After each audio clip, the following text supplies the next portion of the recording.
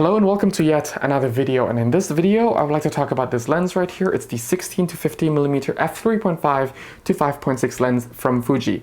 Now I understand that this is a kit lens and it's not really a kit lens that a lot of people will go for, because a lot of people will skip and go for the 18-55mm f2.8 to f4.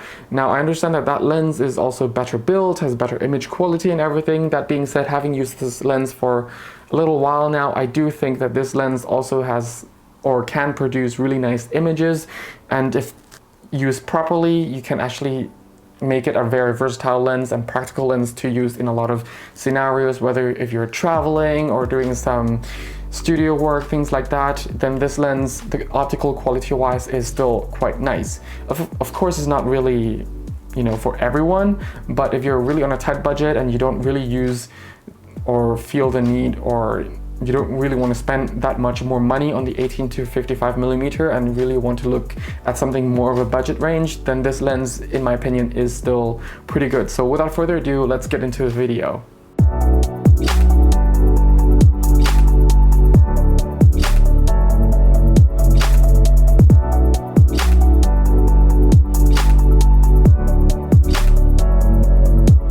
So if you're actually buying into the Fuji system, a lot of times, well, depending on the level of the Fuji cameras you have, this might be actually your native kit lens that comes with the camera, such as if you're buying into the XA system, then this is going to be more of the kit lens that pairs with that camera. Versus if you're buying into the XT2, XT3, XT4, then the 18-55mm f2.8 to f4 will be more of the kit lens for those cameras. And to be honest, optically this lens is still very nice despite the lower build quality and not as sharp and not as contrasty as the 18-55. And in this video I'll show you the pros and, explain to you based on my experience as well as my thoughts, the pros and cons of using this lens and what I think about it at the end. And yeah, so starting with the cons, well, obviously it is a very, very plasticky lens. It is really low quality build. The mount is plastic. I mean, at least they could just give us metal for this price. If you're coming from a Canon or a Nikon lens, kit lens, you'll find that this lens, so for example, if you're coming from, let's say, the M50, their kit lens, two of their kit lenses could buy one of this kit lens. So it's actually not really a budget lens in that perspective. But if you're coming from Fuji, it's pretty much as budget as you're gonna get in terms of kit lens.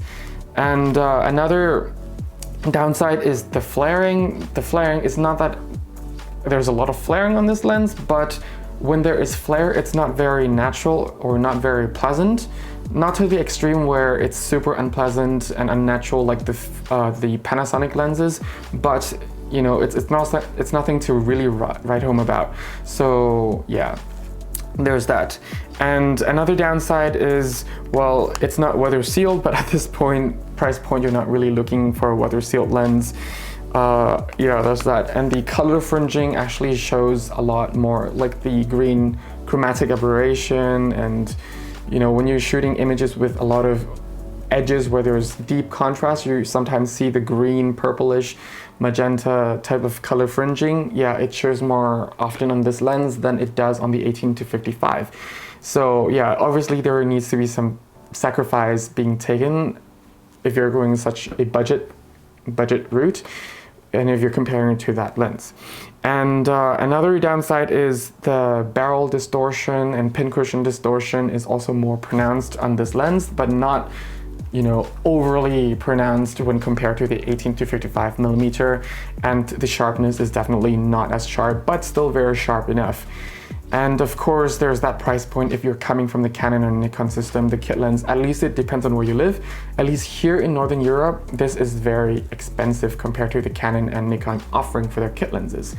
But otherwise, it is still considered as an affordable lens and a very practical lens to use. Now, I don't want to go too much into the negative. I just want to stay more on the positive side, because to me, it is still an overlooked lens, and I would like to stay more on that note.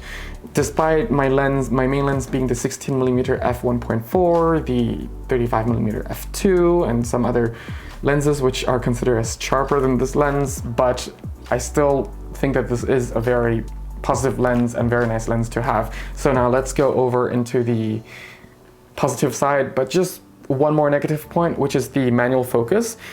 The manual focus ring itself, it is smooth, but it is too smooth in my opinion. So that adds on to the build quality, that it's also a bit plasticky, but there's also a lot more delay compared to other lenses, let's say the 35mm f2 or the 16mm f1.4. Obviously those are even more expensive lenses and has much better build quality, and they're considered as different class of lenses. But just to give you an example, if you want to use a lot of manual focusing on this particular lens, whether if you're using the more advanced focusing cameras like the X-T3, X-T4, things like that, or the older cameras like the X-T20, X-T2, you know, it's going to show a lot of delay and lag compared to those lenses. So just to keep that in mind. Now into the positive things. There is a lot of positive things about this particular lens, and I first would like to start off with the focal range. It is the 16 to 50 millimeters, so that is roughly, please don't correct me on this because I'm bad at maths, it's roughly 24 to 75, I think, millimeter equivalent, and that is actually, you know, semi-wide, well, standard wide to semi-telephoto, and it pretty much covers a lot of zoom range already. And covering a lot of zoom range, that already means that the image will not be as sharp because it's taking the average sharpness of all focal range. So you'll find that, you know, it's not the sharpest image in the world, but it is still nice and sharp image. And if all you're gonna do is just post the image on Instagram or print the images up to like A4 or A3.5 size, you will not really notice that much of a difference in terms of sharpness. And if you're only printing for your home use, family, things like that, you can even go up to A3, A2 without really being bothered by the sharpness quality. And that color fringing that I mentioned earlier, it's nothing that you cannot fix in today's post-processing thing, and it's not such an old technology lens that the color fringing is as bad as, you know, from like 20 years ago, where the color fringing can be pretty bad, and if you try to fix it in post, it could also affect other color tonality and other color range in the image. So it's not that bad. It's still correctable, and the sharpness can also be slightly increased in post without looking too unnatural as well.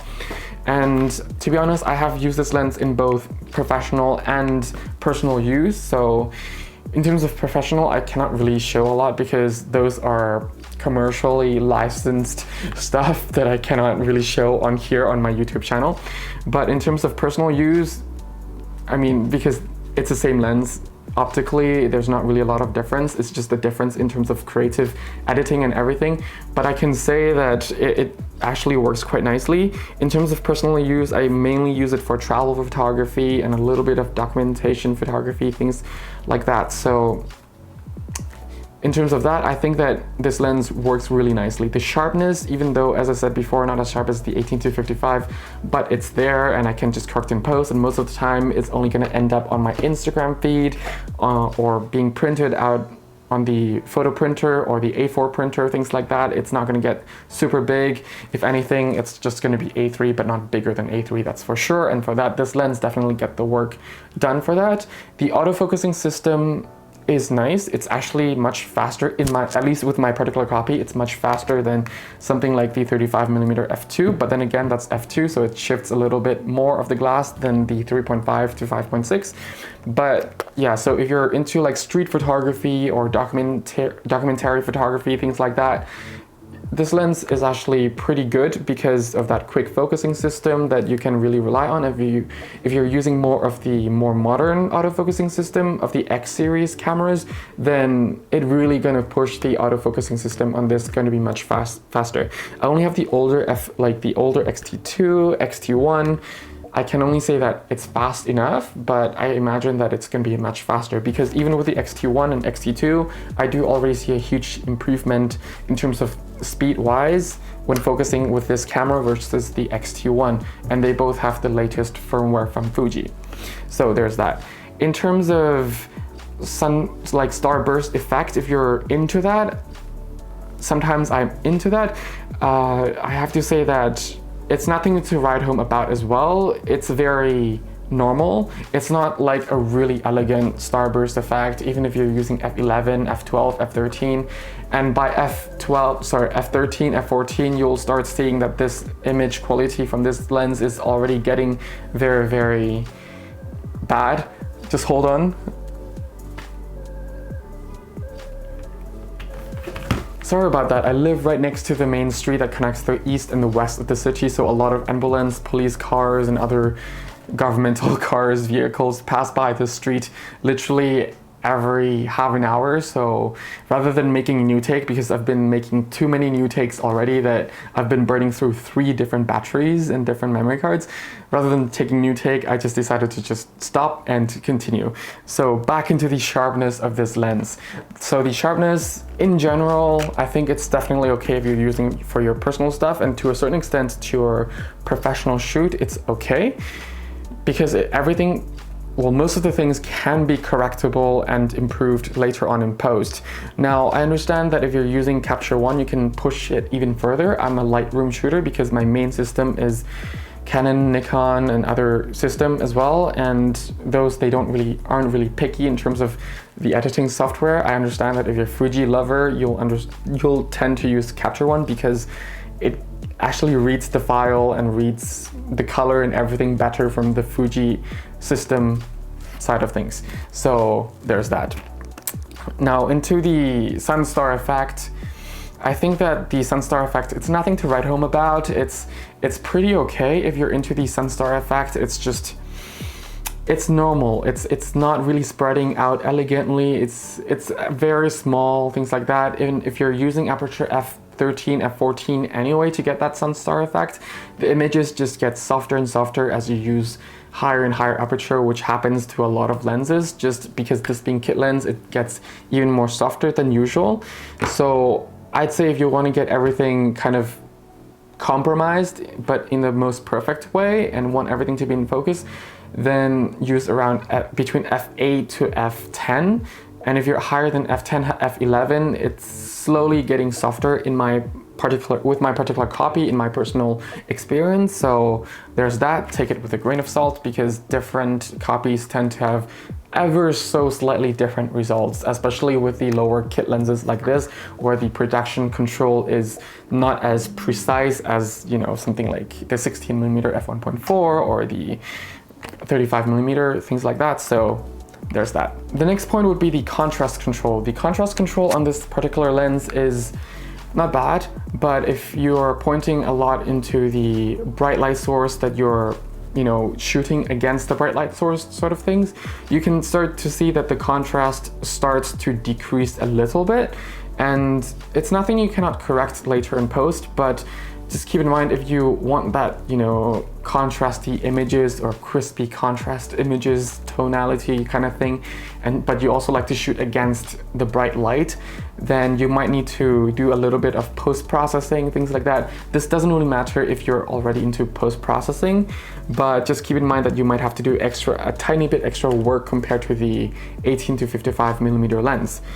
But there's that. So I would still count it as positive, because it's nothing that it's super ugly, it's nothing that it's super not attractive, it's nothing that it's the end of the world. It's something that it's pretty good for its price point, it's pretty good for what this lens is made for, and you can get your work done with it, things like that. And should you want to improve it, you still can improve it later in post pretty easily.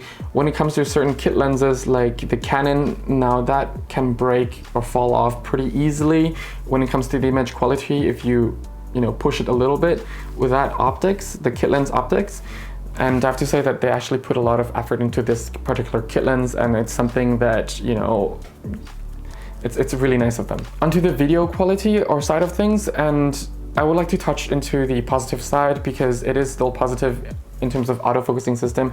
If you like to vlog or do some b-rolls with this lens on a budget, things like that, or just have this lens as like one camera, one lens setup when you're doing traveling, photography, travel, video, things like that, I would say that this, because it's electronically focused, I would say that it's actually pretty impressive how quiet the focusing motor in here is. So in terms of focusing system, it's actually pretty quiet, so you don't need to have certain lavalier mic, or you don't need to have a certain microphone that would get rid of the noise of the autofocusing system of the lens. Now this can also be really, really nice when taking photos, because you also you don't want to be distracted, or you don't want to distract certain subjects depending on what photography you're doing.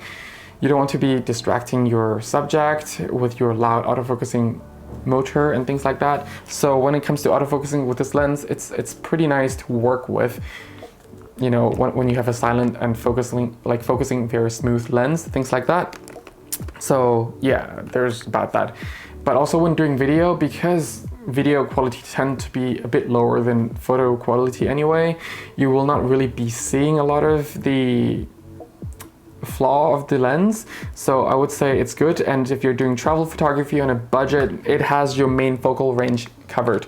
You can vlog like this, and then you can quickly switch to this and then show your audience by zooming in, because 75mm or 50mm on here is already a pretty tight zoom in my opinion, and it's not too tight that it's going to be a little bit uncomfortable. It's pretty a natural zoom. It's a very nice all-around zoom in my opinion. So just to wrap things up without going too detail, I think that this lens at the end of the day is a nice lens to use, and I would highly recommend it, and it's a nice lens to step up into. Of course, it's not for everybody, and if the lower aperture means a lot to you, then the 18 to 55mm lens is probably the way to go. For vlogging though, I still think that this lens is a much better lens, because at least I'm more comfortable with the 16mm versus the 18mm. Yes, that 2 extra millimeter actually makes a huge difference. And yeah, for vlogging, I think it's much better. And for vlogging, if I'm going just travel vlogging, I think I want more things in the background to be more in focus, just to tell that story a little bit more and have that extra wide range, just to see more of the story and the context in the background rather than the 18 to 55. I don't know, for me wider is probably better. Of course you can go with the 10 to 24mm, but that's a completely different price range. You can buy both the 18 to 55 and the 16 to 50 lens, and it would cost the same, like combined it would cost the same as the 10 to 24. But then again, why would you have 2 of the kit lenses? You know, it doesn't really make any sense. Yeah, I would like to wrap it there. Oh, by the way, another good side is that this lens comes with a lens hood. Well, actually, I wouldn't say for all regions, so I'm not sure if for all region of the world it comes with a lens hood. At least in my region, it did came with a lens hood, and I think it's a pretty nice start, because on the Canon and Nikon side, it doesn't come with a lens hood. So there's that. So yeah, I would like to leave it there.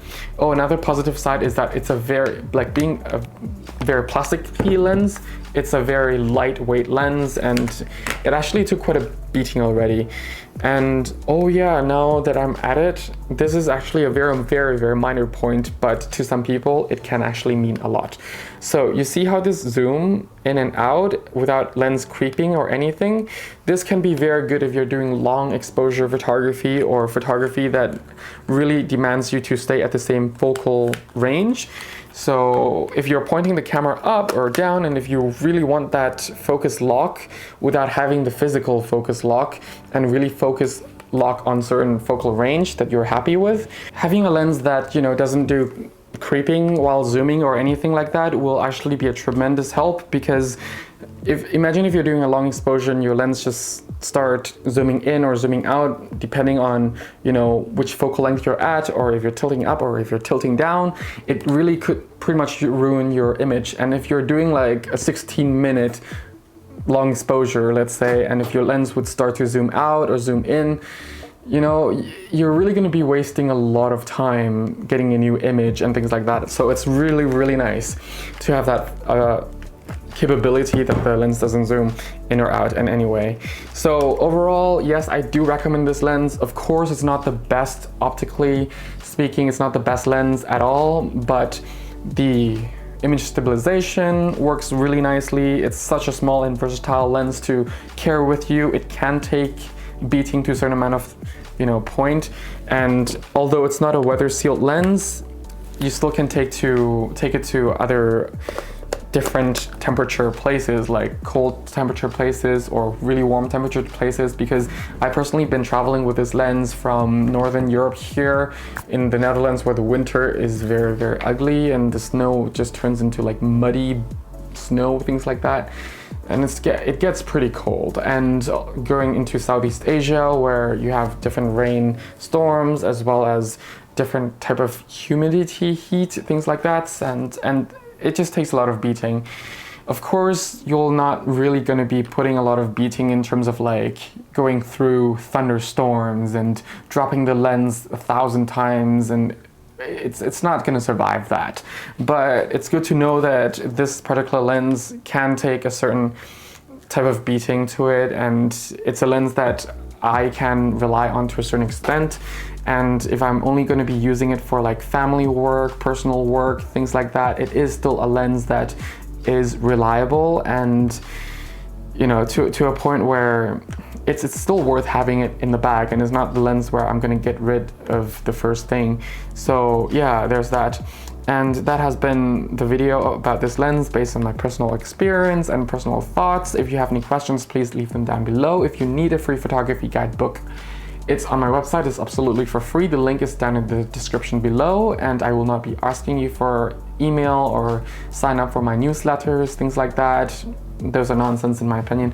So yeah, that's about that. And yeah, or you can just send me a message via Instagram if you have any message or questions.